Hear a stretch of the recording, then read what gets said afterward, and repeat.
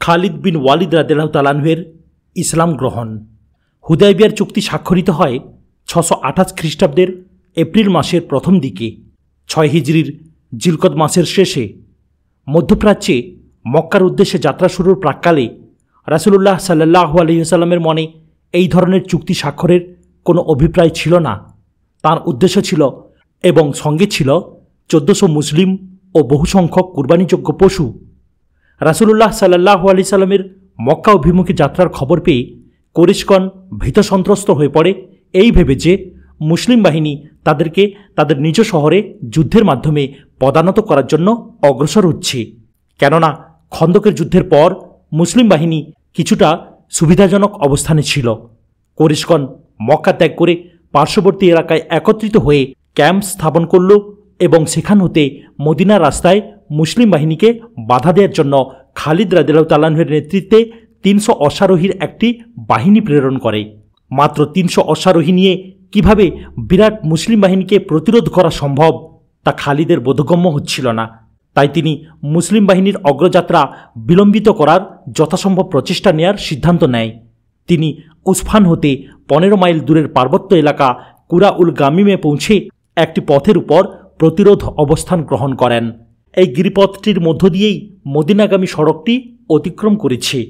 উসফানে পৌঁছার পর মুসলিম বাহিনী সম্মুখে 20 সদস্যের একটি ক্ষুদ্র অশ্বারোহী পর্যবেক্ষক দলকে অনুসরণ করে চলতে থাকে।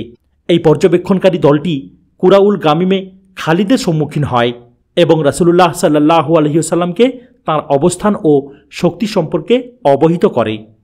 রাসূলুল্লাহ সাল্লাল্লাহু আলাইহি ওয়াসাল্লাম এই স্থানে খালিদের সঙ্গে যুদ্ধ করে সময় নষ্ট না করার সিদ্ধান্ত নেন।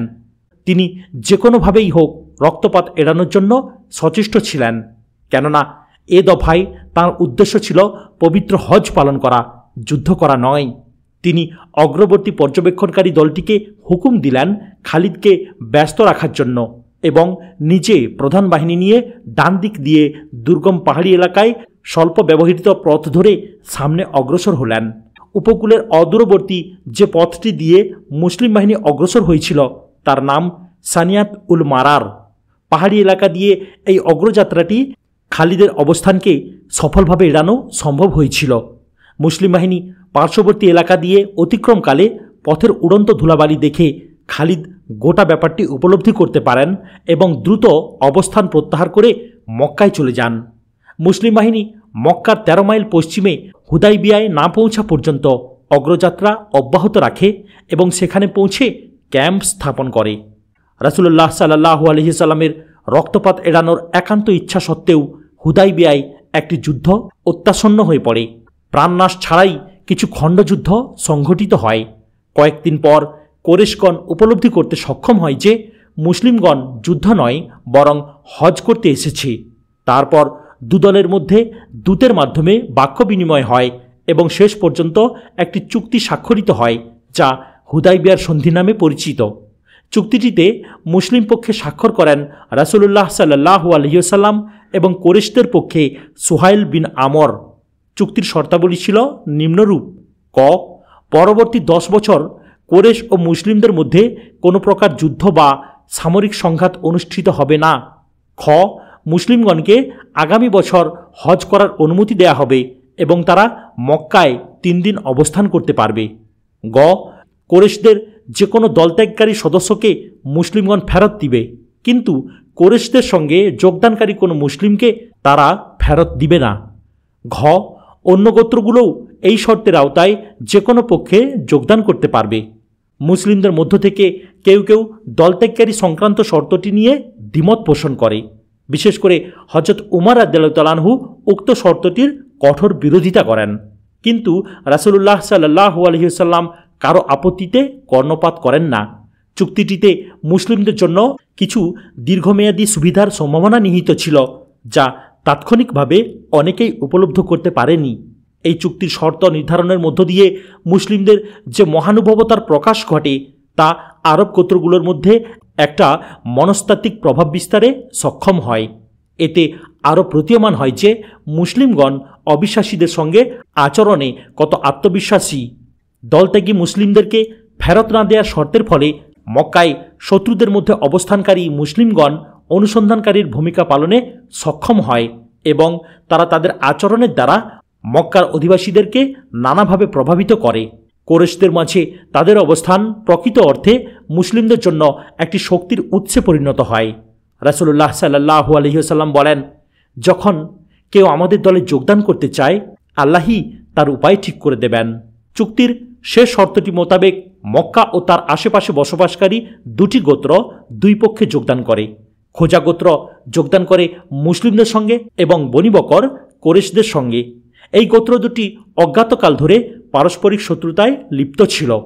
হুদাইবিয়ায় 2 সপ্তাহ অবস্থানের পর মুসলিমগণ মদিনায় ফিরে যায়। পরের বছর অর্থাৎ 629 খ্রিস্টাব্দের মার্চ মাসে জিলকদ 7ম হিজরি তারা রাসূলুল্লাহ সাল্লাল্লাহু আলাইহি সাল্লামের নেতৃত্বে হজ পালন করে।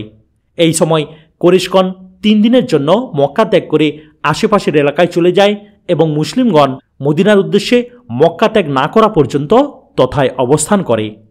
কিছুদিন থেকে খালিদের মনে একটা পরিবর্তনের সূত্রপাত হয়।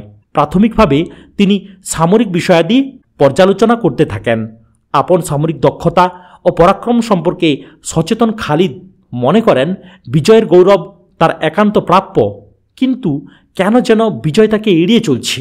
উহুদের যুদ্ধে তার সময়োচিত ও সুচতুর সৈন্য পরিচালনা সত্ত্বেও মুসলিমগণ চূড়ান্ত পরাজয় এড়াতে সক্ষম হয়। অনেক প্রতিকূলতার মধ্যেও রাসূলুল্লাহ সাল্লাল্লাহু আলাইহি ওয়াসাল্লাম যেভাবে যুদ্ধটি কুরাইশদের উপর চাপিয়ে দিতে সক্ষম হন এবং সৈন্যবিন্যাসে যে দক্ষতা প্রদর্শন করেন তা খালিদের সপ্রশংস দৃষ্টি আকর্ষণ করে। খন্দকের যুদ্ধেও বিজয় কুরাইশদেরকে প্রবঞ্চনা করে। তারা যে বিপুল প্রস্তুতি ও বিশাল বাহিনী নিয়ে যুদ্ধে গিয়েছিল তাতে বিজয় ছিল তাদের নিশ্চিত, কিন্তু প্রকৃতপক্ষের একটি সাধারণ কৌশল এই নিশ্চিত বিজয় তাদের হাতের মুঠো থেকে ছিনিয়ে নেয়। কুরাইশ বাহিনী এই যুদ্ধে গিয়েছিল সিংহের মতো, কিন্তু ফিরেছিল ইঁদুরের মতো। হুদাইবিয়ার অভিযানকালেও তিনি অগ্রসর হয়েছিলেন মুসলিম বাহিনীকে পথে বাধা দিতে, কিন্তু রাসূলুল্লাহ সাল্লাল্লাহু আলাইহি ওয়াসাল্লাম অত্যন্ত সফলভাবে একটি ক্ষুদ্র বাহিনীর প্রতি তার দৃষ্টি আকর্ষণ করে রেখে তার অবস্থানকে এড়াতে সক্ষম হন। খালিদ রাসূলুল্লাহ সাল্লাল্লাহু আলাইহি ওয়াসাল্লামের সামরিক নেতৃত্ব, তার চরিত্র, ব্যক্তিত্ব ও বিরল গুণাবলীর প্রশংসা না করে পারেন না। তিনি তার সঙ্গে সাক্ষাতের জন্য মনস্থির করে ফেলেন। খালিদের স্বভাবে ছিল জঙ্গি প্রেরণার প্রাধান্য। তার সবসময়ের আকাঙ্ক্ষা ছিল যুদ্ধ এবং বিজয়। কুরাইশদের সঙ্গে থেকে তার সফল সামরিক অভিযানের সম্ভাবনা ক্ষীণরূপ লাভ করে, কেননা তাদের অভিযানে ছিল শুধু ব্যর্থতা। তার ধারণা রাসূলুল্লাহ সাল্লাল্লাহু আলাইহি সাল্লামের দলে যোগদান করলে সীমাহীন বিজয় ও সাফল্যের দ্বারপ্রান্তে পৌঁছা যাবে। মদিনায় তখন চলছিল প্রচুর সামরিক তৎপরতা। অবিশ্বাসী গোত্রগুলোর সামরিক সমাবেশ ভেঙে দেওয়ার জন্য বা তাদের পশু সম্পদ দখল করার জন্য অহরহ অভিযান পরিচালিত হচ্ছিল। উহুদের যুদ্ধ এবং 629 খ্রিস্টাব্দের হজ্জের মধ্যবর্তী সময়ে মুসলিমগণ 28টি অভিযান পরিচালনা করে। এসবের কিছু অভিযান পরিচালনা করেন রাসূলুল্লাহ সাল্লাল্লাহু আলাইহি সাল্লাম স্বয়ং এবং কিছু তার মনোনীত ব্যক্তিগণ। 2-1টি ব্যতিক্রম ছাড়া এর সবগুলো অভিযানেই মুসলিমগণ সর্বাত্মক বিজয় লাভ করে। এগুলোর মধ্যে সবচেয়ে বিখ্যাত হল খাইবার অভিযান। এই অভিযানের ফলে ইহুদিদের সর্বশেষ শক্তিটুকু ধ্বংস হয়। এই অভিযান শুধু ইসলামের রাজনৈতিক সীমানাই বৃদ্ধি করেনি, বরং প্রচুর ধনসম্পদও বৃদ্ধি করেছে। মুসলিম বাহিনীর কোনো সফলতার খবর মক্কায় পৌঁছলেই খালিদ রাদিয়াল্লাহু তাআলা আনহু ঐকান্তিকভাবে এই বিজয়ের কথা ভাবতেন। মুসলিম বাহিনীর বিজয় তার নিকট মজার খেলার মতো মনে হতো। তিনি ভাবতে শুরু করেন, তিনি যদি অভিযানমুখর মদিনায় থাকতে পারতেন। 629 খ্রিস্টাব্দে রাসূলুল্লাহ সাল্লাল্লাহু আলাইহি সাল্লামের হজ্জের পর স্বীয় ধর্মবিশ্বাস সম্পর্কে খালিদের মনে দারুণ সংশয়ের সৃষ্টি হয়। ধর্মের প্রতি তার কখনোই গভীর বিশ্বাস ছিল না, বা কাবার দেবতাদের প্রতিও ছিল না কোনো প্রকার অন্ধভক্তি। তার চিত্ত সবসময় ছিল উদার। এখন সে ধর্মবিশ্বাস নিয়ে মনে মনে ভাবতে থাকে, কিন্তু এই ভাবনার কথা কাউকে জানতে দেয় না। এক সময় আকস্মিকভাবেই তার মনে প্রত্যয়ের সৃষ্টি হয় যে ইসলামই হচ্ছে সত্য ধর্ম। রাসূলুল্লাহ সাল্লাল্লাহু আলাইহি সাল্লামের হজ সমাপনের 2 মাস পরে তার মনের এই পরিবর্তন ঘটে। ইসলাম সম্পর্কে আপন মনকে প্রস্তুত করার পর খালিদ রাদিয়াল্লাহু তাআলা আনহু ইকরামা ও আরও 2-1 জনের সঙ্গে সাক্ষাৎ করে বলেন, প্রতিটি বুদ্ধিমান লোকের নিকট এটা দিবালোকের মতো স্পষ্ট যে কোরেশদের অভিযোগ অনুযায়ী মুহাম্মদ কবি বা জাদুকর কিছুই নন। তার বাণী প্রকৃতই ঐশী। প্রতিটি বিবেকসম্পন্ন মানুষের কর্তব্য তাকে অনুসরণ করা। খালিদের কথা শুনে ইকরামা বিস্মিত হয়ে পড়ে এবং জিজ্ঞেস করে, তুমি কি আমাদের সনাতন বিশ্বাস ত্যাগ করছো? ইকরামা যেন খালিদের কথা বিশ্বাসই করতে পারছিল না। আমি প্রকৃত আল্লাহর উপরই বিশ্বাস স্থাপন করতে চাই। এটা বিস্ময়কর যে সব কোরেশের মধ্য থেকে তুমি এ কথা বলছো। কেন? তাতে ক্ষতি কি? কেননা মুসলিমগণ যুদ্ধে তোমার অনেক প্রিয়জনকে হত্যা করেছে। আমি কোনো অবস্থাতেই মুহাম্মদকে গ্রহণ করতে পারি না। তুমি যদি এই অবাস্তব চিন্তা পরিত্যাগ না করো তাহলে তোমার সঙ্গে পুনরায় কোনো কথা নেই। তুমি কি জানো না যে কোরেশরা মুহাম্মদের রক্তের জন্য পাগল হয়ে ঘুরছে? কোরেশরা তা করছে তাদের অজ্ঞতার কারণে। খালিদ উত্তর দিলেন। আবু সুফিয়ান ইকরামার নিকট হতে খালিদের মনের পরিবর্তনের কথা জানতে পেরে তাকে ডেকে পাঠায় এবং জিজ্ঞেস করে, যা শুনছি তা কি সত্যি? কি শুনছেন? তুমি নাকি মুহাম্মদের দলে যোগদান করতে চাও? নিশ্চয়ই, সে তো আমাদেরই একজন। আমাদের রক্ত তাঁরও শরীরে প্রবাহিত।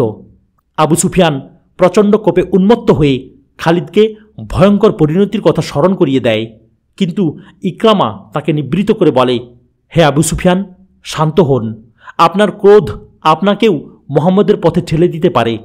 খালিদ যে কোনো ধর্মমত পছন্দের ব্যাপারে স্বাধীন। বিশ্বাসের পার্থক্য সত্ত্বেও খালিদের ভাইপো ও ঘনিষ্ঠ বন্ধু ইকরামা তার পক্ষ সমর্থন করে। সে রাতেই খালিদ রাদিয়াল্লাহু তাআলা আনহু তার বর্ম ও তরবারি নিয়ে ঘোড়ায় চেপে মদিনার উদ্দেশ্যে রওনা হন। পথে আমর ইবনুল আস এবং উসমান বিন তালহাকে ওহুদের যুদ্ধে কোরেশদের পতাকাবাহীর পুত্র একই গন্তব্যে এবং একই উদ্দেশ্যে গমনরত দেখতে পান।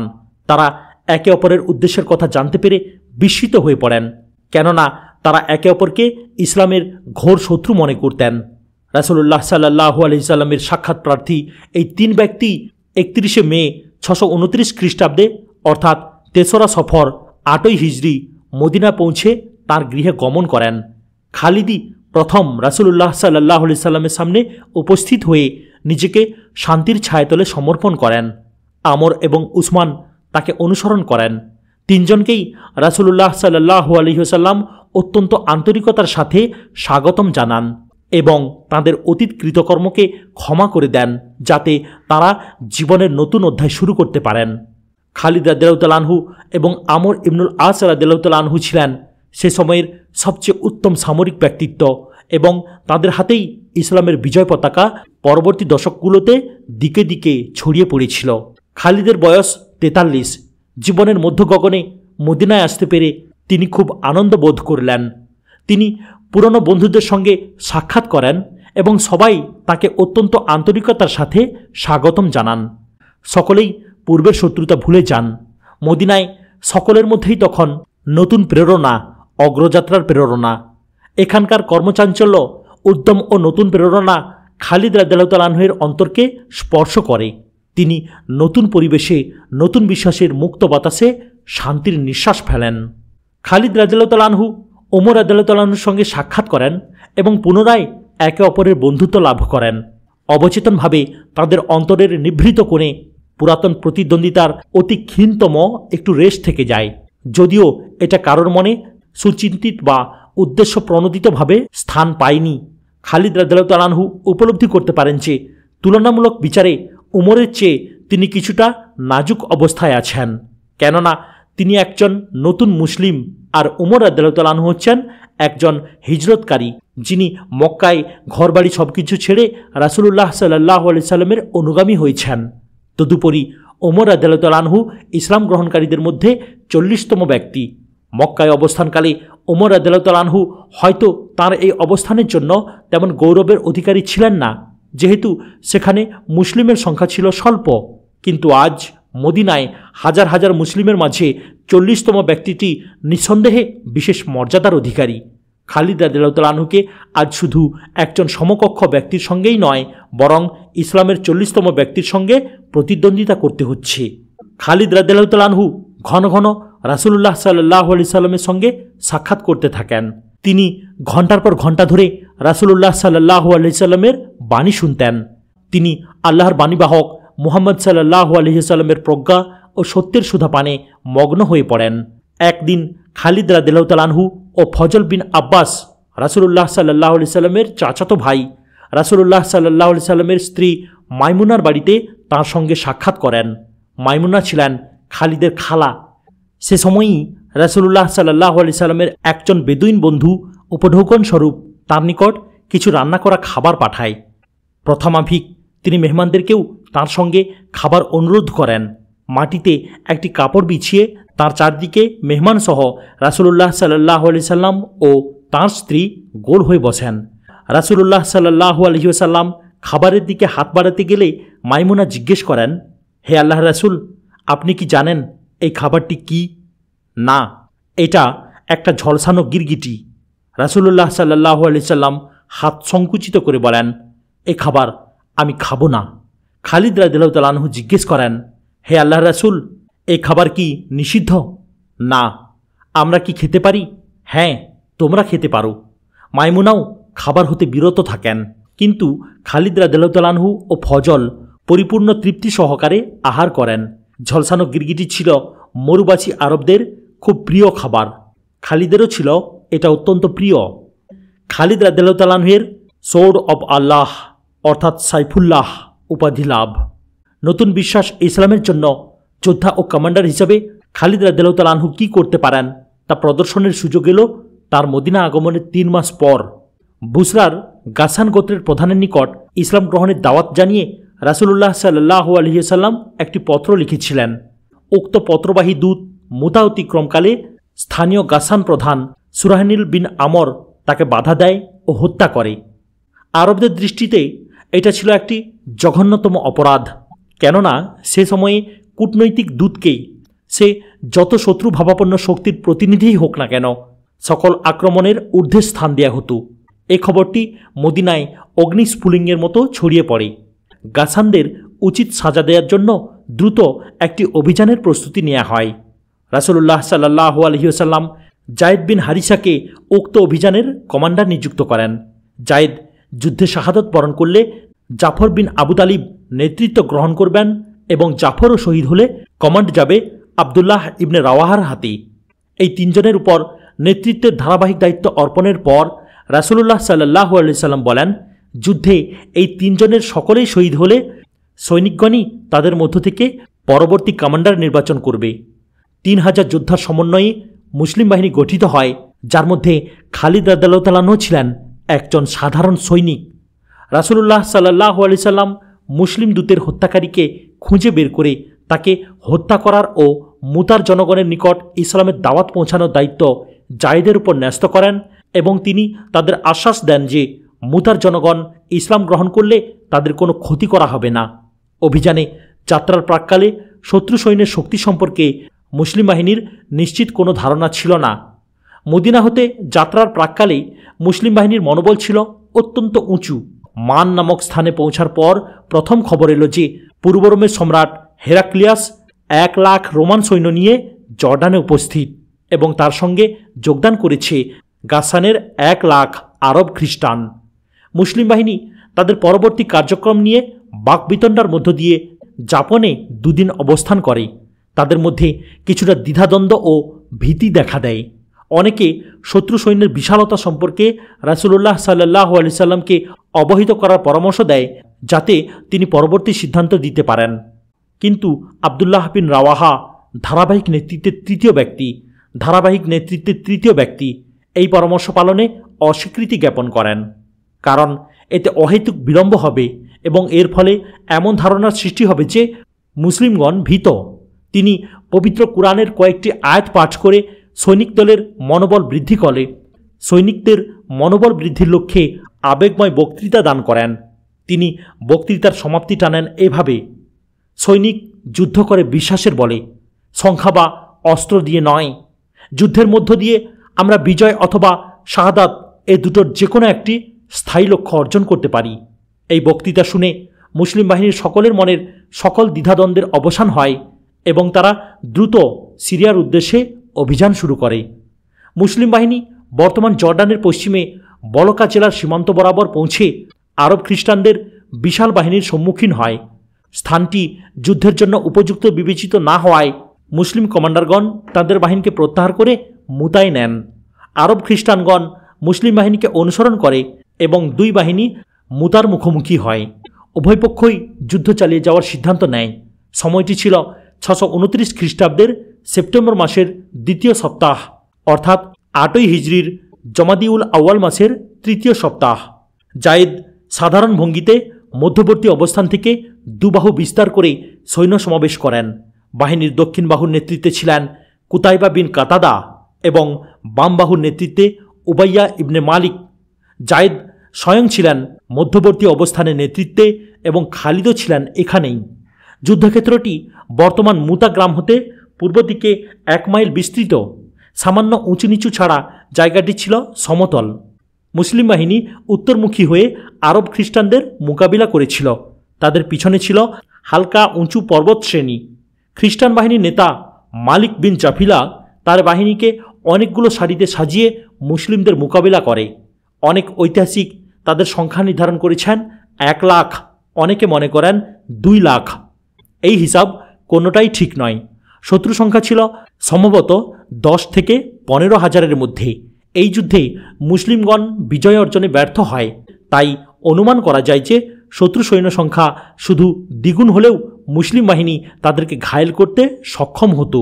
মুসলিম বাহিনীকে পরাজিত করার জন্য প্রতিপক্ষকে বহুগুণ শত্রু সৈন্যের সমাবেশ ঘটাতে হতো। মূলত এই বিবেচনার ভিত্তিতেই শত্রুর শক্তি সম্পর্কে উল্লেখিত সংখ্যার নির্ধারণ করা হয়েছে। যুদ্ধ শুরু হলে উভয় বাহিনী দ্রুত একে অপরের উপর প্রভাব বিস্তারের প্রচেষ্টায় লিপ্ত হয়।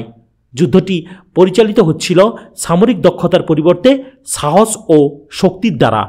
জায়েদ স্বয়ং মুসলিম বাহিনীর পতাকা হাতে সম্মুখভাবে থেকে যুদ্ধ পরিচালনা করেন এবং কিছুক্ষণ পর শাহাদত বরণ করেন। তার হাত থেকে পতাকা পড়ে যাওয়ার সঙ্গে সঙ্গেই নেতৃত্বের দ্বিতীয় ব্যক্তি জাফর তা তুলে নেন এবং বাহিনীর সম্মুখভাগে থেকে যুদ্ধ চালিয়ে যেতে থাকেন। আঘাতে আঘাতে জাফরের শরীর ক্ষতবিক্ষত হলে জাফরও মাটিতে পড়ে যান এবং পতাকারও পতন ঘটে দ্বিতীয়বারের মতো। জাফরের পতন মুসলিম বাহিনীকে অত্যন্ত মানসিক ক্লেশের মধ্যে ফেলে দেয়, কেননা রাসূলুল্লাহ সাল্লাল্লাহু আলাইহি সাল্লামের চাচাতো ভাই হিসেবে তিনি ছিলেন বিশেষ শ্রদ্ধা ও অনুরাগের পাত্র। এ সময় তাদের মধ্যে কিছুটা দ্বিধাদ্বন্দ্বের সৃষ্টি হয়, কিন্তু নেতৃত্বের তৃতীয় ব্যক্তি আবদুল্লাহ ইবনে রাওয়াহা দ্রুত পতাকা হাতে তুলে নিয়ে বাহিনীর উপর কর্তৃত্ব কায়েম করেন। তিনিও শাহাদতের পূর্ব পর্যন্ত সাহসিকতার সঙ্গে যুদ্ধ করে যান। আবদুল্লাহর মৃত্যুর পর মুসলিম বাহিনীর মধ্যে প্রকৃত বিশৃঙ্খলার সৃষ্টি হয়। তাদের কয়েকজন যুদ্ধক্ষেত্র হতে পলায়নের চেষ্টা করলে তাদেরকে ফিরিয়ে আনা হয়। অন্যেরা 2-3 জনের বা আরও বড় দলে বিভক্ত হয়ে দ্বিধাদ্বন্দ্ব সহকারে শত্রুকে প্রতিহত করতে থাকে। ভাগ্যক্রমে শত্রু মুসলিম বাহিনীর এই নেতৃত্বহীনতার সুযোগকে কাজে লাগাতে পারেনি। তা করলে মুসলিম বাহিনীকে সহজেই বিতাড়িত করা সম্ভব ছিল। সম্ভবত মুসলিম নেতৃত্বের নির্ভীকতা ও সৈনিকদের কথা বিবেচনা করে শত্রুগণ সাহসী পদক্ষেপ নেওয়া থেকে বিরত ছিল। আবদুল্লাহর হাত থেকে পতাকা পড়ে যাওয়ার সঙ্গে সঙ্গে সাবিত বিন আরকাম তা তুলে নিয়ে উচ্চকণ্ঠে চিৎকার করে বলেন, হে মুসলিমগণ, নিজেদের মধ্য থেকে সর্বসম্মতিক্রমে একজন নেতা নির্বাচন করো। খালিদ রাদিয়াল্লাহু তাআলা আনহু তার পাশেই দাঁড়িয়েছিলেন। তিনি তাকে লক্ষ্য করে পতাকাটি এগিয়ে দিলেন। খালিদ রাদিয়াল্লাহু তাআলা আনহু এ ব্যাপারে সজাগ ছিলেন যে নতুন মুসলিম হিসেবে তার অবস্থান খুব উঁচুতে নয়। অপরপক্ষে সাবিত বিন আরকাম ছিলেন দীর্ঘদিনের মুসলিম। এই বিষয়টি ছিল খুবই গুরুত্বপূর্ণ। তিনি প্রস্তাবটি প্রত্যাখ্যান করে বললেন, সাবিত, আমার চেয়ে তুমিই বেশি যোগ্য। আমি নই এবং তুমি ছাড়া আর কেউ নয়। সাবিতের উত্তর, খালিদ রাদিয়াল্লাহু তাআলা আনহু ছিলেন মুসলিমদের জন্য অপ্রত্যাশিত ভরসা, কেননা তারা তার ব্যক্তিগত শৌর্য ও সামরিক দক্ষতা সম্পর্কে অবহিত ছিল। তারা সকলে এক বাক্যে এই মনোনয়নে সম্মতি জ্ঞাপন করে এবং খালিদ রাদিয়াল্লাহু তাআলা আনহু পতাকা হাতে নিয়ে নেতৃত্ব গ্রহণ করেন। যুদ্ধের পরিস্থিতি ছিল অত্যন্ত ভয়াবহ এবং তা মুসলিম বাহিনীর জন্য যে কোনো সময় চরম পরাজয় ডেকে আনতে পারত। খালিদের পূর্বের কমান্ডারগণ যুদ্ধ পরিচালনায় কৌশলের চেয়ে সাহসিকতার প্রয়োগ বেশি করেছিলেন। খালিদ রাদিয়াল্লাহু তাআলা আনহু অতি দ্রুত তার ক্ষুদ্র বাহিনীর উপর নিয়ন্ত্রণ প্রতিষ্ঠা করেন এবং সুন্দরভাবে বিন্যস্ত শক্তিতে মোতায়েন করেন। তার সামনে ছিল 3টি পথ খোলা। প্রথমত, গোটা বাহিনীকে যুদ্ধ হতে প্রত্যাহার করে ধ্বংসের হাত থেকে রক্ষা করা, কিন্তু এই প্রত্যাহারকে পরাজয় বিবেচনা করে তার উপর গৌরবদীপ্ত মুসলিম বাহিনীকে কলঙ্কিত করার অভিযোগ আসতে পারে। দ্বিতীয়, প্রতিরক্ষামূলক অবস্থান নিয়ে যুদ্ধ চালিয়ে যাওয়া। এতেও পরাজয়ের আশঙ্কা ছিল, কারণ শত্রু বাহিনী ছিল সংখ্যায় বহুগুণ। তৃতীয় এবং সর্বশেষ পথ ছিল প্রচণ্ড আক্রমণ চালিয়ে শত্রুকে বেসামাল করে পরবর্তী কৌশল নির্ধারণের জন্য সময় লাভ করা। খালিদ রাদিয়াল্লাহু আনহু সর্বশেষ পথটি অবলম্বন করলেন, কেননা এটা ছিল তার স্বভাবের সঙ্গে সঙ্গতিপূর্ণ। মুসলিম বাহিনী সমগ্র যুদ্ধক্ষেত্র জুড়ে প্রচণ্ড আক্রমণ রচনা করে। তারা খালিদের নেতৃত্বে অপ্রতিরোধ্য তরঙ্গের মতো সামনে অগ্রসর হয়। খালিদের সাহসী নেতৃত্ব মুসলিম সৈনিকদের মনে নতুন সাহসে সঞ্চার করে। যুদ্ধের গতি আরও প্রচণ্ড রূপ লাভ করে, এমনকি কিছুটা সময়ের জন্য হাতাহাতি মরণপণ যুদ্ধ চলে। এই পরিস্থিতিতে মুসলিম বাহিনীর দক্ষিণ বাহুর কমান্ডার কুতাইবা সামনে অগ্রসর হয়ে খ্রিস্টান বাহিনীর কমান্ডার মালিককে দ্বন্দ্বযুদ্ধে নিহত করেন। ফলে শত্রু সৈন্য অনেকটা দমে যায় এবং দ্বিধাদ্বন্দ্বের মধ্যে পড়ে। তারা যুদ্ধরত অবস্থায় পিছনে হটতে থাকে, তাদের লক্ষ্য পুনর্গঠনের জন্য সময় লাভ করা। এই সময়ে খালিদ রাদিয়াল্লাহু আনহু প্রচণ্ড যুদ্ধে 9টি তরবারি ভেঙে 10টি হাতে নিয়েছেন। খ্রিস্টান বাহিনী পিছু হটলে খালিদ রাদিয়াল্লাহু আনহু সংঘর্ষে বিরতি দিয়ে তার বাহিনীকে কিছুটা পেছনে সরিয়ে নেন। উভয় বাহিনী এখন উভয়ের নাগালের বাইরে বিশ্রাম ও পুনর্গঠনের অপেক্ষায় রত। শেষ দফা যুদ্ধটি সমাপ্ত হয় মুসলিম বাহিনীর পক্ষে। এই যুদ্ধে 12 জন মুসলিম শহীদ হন। প্রতিপক্ষের নিহতের কোনো হিসাব পাওয়া যায়নি, তবে তা উল্লেখযোগ্য সংখ্যক হওয়াই স্বাভাবিক, কেননা খালিদ রাদিয়াল্লাহু আনহুর পূর্বের প্রত্যেক কমান্ডারই ছিলেন সাহসী ও দক্ষ যোদ্ধা এবং খালিদের হাতের 9টি তরবারি ভেঙেছিল। শত্রু সৈন্যের দেহের মধ্যে খালিদ পরিস্থিতি বিবেচনা করে দেখেন যে যুদ্ধে চূড়ান্ত সাফল্যের সম্ভাবনা খুবই কম। তিনি মুসলিম বাহিনীকে একটি লজ্জাজনক ও ভয়ানক পরাজয়ের কবল হতে ফিরিয়ে অসম্মান ও ধ্বংস থেকে রক্ষা করেছেন। শুধু সাহস ও কৌশল দিয়ে এর বেশি আর কিছু করা যায় না। সে রাতেই তিনি মুতা হতে তাঁর বাহিনীকে প্রত্যাহার করে মদিনার উদ্দেশ্যে যাত্রা শুরু করেন। মুসলিম বাহিনীর প্রত্যাবর্তনের খবর মদিনায় পূর্বেই পৌঁছে যায়। রাসূলুল্লাহ সাল্লাল্লাহু আলাইহি ওয়াসাল্লাম ও মদিনায় অবস্থানকারী মুসলিমগণ তাদের সঙ্গে সাক্ষাতের জন্য সামনে অগ্রসর হন। উহুদের যুদ্ধের পর হতে মুসলিম বাহিনী কখনোই শত্রুর মোকাবিলা হতে বিরত হয়ে যুদ্ধক্ষেত্র তাদের দখলে ফেলে আসেনি। তাই মুতা হতে প্রত্যাহারকারী বাহিনীর প্রতি মদিনা অবস্থানকারী মুসলিমদের মনোভাব ছিল খুবই খারাপ। তারা এই বাহিনীর সম্মুখীন হওয়ার সঙ্গে সঙ্গেই সৈনিকদের মুখের উপর ধুলো নিক্ষেপ করতে শুরু করে। তারা চিৎকার করতে থাকে, তোমরা পালিয়ে এসেছো, তোমরা আল্লাহর পথ থেকে পালিয়ে এসেছো। রাসূলুল্লাহ সাল্লাল্লাহু আলাইহি ওয়াসাল্লাম তাদেরকে বিরত করেন এবং বলেন তারা পালিয়ে আসেনি, আল্লাহর ইচ্ছা হলে তারা আবার যুদ্ধ করতে যাবে। তারপর রাসূলুল্লাহ সাল্লাল্লাহু আলাইহি ওয়াসাল্লাম উচ্চ কণ্ঠে চিৎকার করে বলেন, খালিদ হলো আল্লাহর তরবারি। পরে খালিদের প্রতি অসন্তোষ দূরীভূত হয় এবং মুতার যুদ্ধে যে তিনি কী পরিমাণ প্রজ্ঞা, বিবেচনা ও সাহস প্রদর্শন করতে পেরেছিলেন তা সকলে উপলব্ধি করেন। তার নামের সঙ্গে সাইফুল্লাহ শব্দটি যুক্ত হয়ে যায়। তিনি হয়ে যান আল্লাহর তরবারি। খালিদ রাদিয়াল্লাহু আনহুকে এই মহান উপাধিতে ভূষিত করার সময়ই রাসূলুল্লাহ সাল্লাল্লাহু আলাইহি সাল্লাম তাঁর জীবনের ভবিষ্যৎ যুদ্ধগুলোর সফলতার নিশ্চয়তার ইঙ্গিত দান করেছিলেন। কিছু কিছু ঐতিহাসিক মুতার যুদ্ধে মুসলিম বাহিনীকে জয়ী বলে বর্ণনা করেছেন, আবার অনেকেই বলেছেন ভিন্ন কথা। প্রকৃত অর্থে এটা জয় বা পরাজয় কোনোটাই ছিল না, এটা ছিল একটা অমীমাংসিত যুদ্ধ। তবে যেহেতু মুসলিম বাহিনী যুদ্ধক্ষেত্রে দখল খ্রিস্টান বাহিনীর হাতে রেখে প্রত্যাহার করেছিল, তাই অমীমাংসিত ফলাফলটি ছিল তাদের পক্ষেই। এটা খুব বড় বা গুরুত্বপূর্ণ যুদ্ধ ছিল না, কিন্তু এই যুদ্ধে খালিদ রাদিয়াল্লাহু আনহু একজন স্বতন্ত্র কমান্ডার হিসেবে তার দক্ষতা প্রদর্শনের সুযোগ পেয়েছিলেন এবং এর ফলেই তিনি আল্লাহর তরবারি উপাধিটি লাভ করেন। প্রিয় ভাইরা, আজ এখানেই সমাপ্ত করলাম। ভিডিওর পরবর্তী অংশ অর্থাৎ মক্কা বিজয় শুনতে গেলে চ্যানেলটিকে সাবস্ক্রাইব করুন, লাইক, কমেন্ট এবং শেয়ার করতেও ভুলবেন না। আসসালামু আলাইকুম ওয়া রাহমাতুল্লাহি ওয়া বারাকাতুহু।